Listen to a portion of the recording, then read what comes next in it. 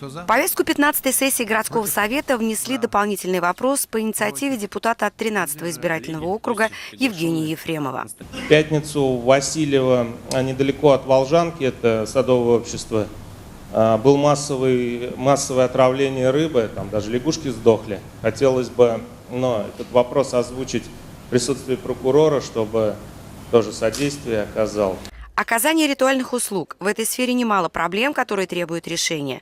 На сегодняшний день такие услуги оказывают 6 городских предприятий. Оба кладбища, как в старой части города, так и в микрорайоне Мирный, практически заполнены. К сожалению, указанные участки не имеют официального статуса кладбища, так же, как и немецкое кладбище, расположено на улице Молодежной.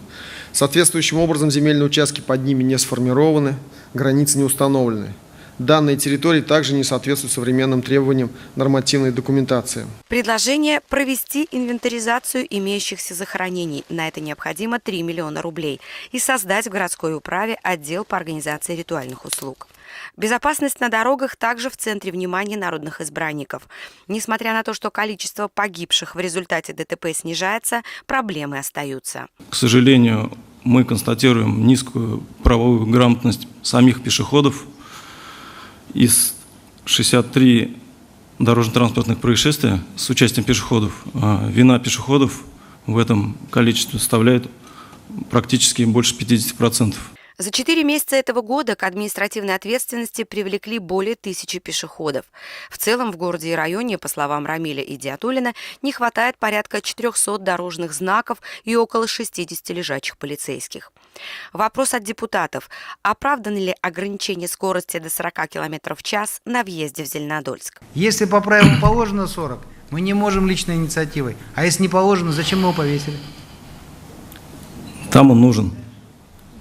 Все-таки нужен 40 или 50? Мое мнение 50. Значит, будет будем логично. Менять на 50. Не исключено, будем.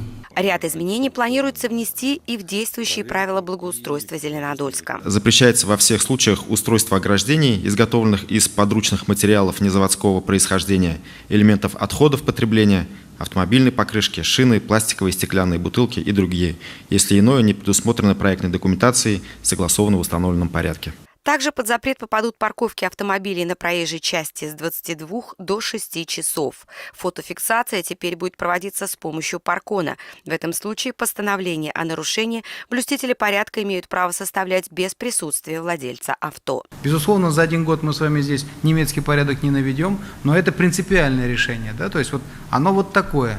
Это волеизъявление городских властей, соответственно, мы просим придерживаться.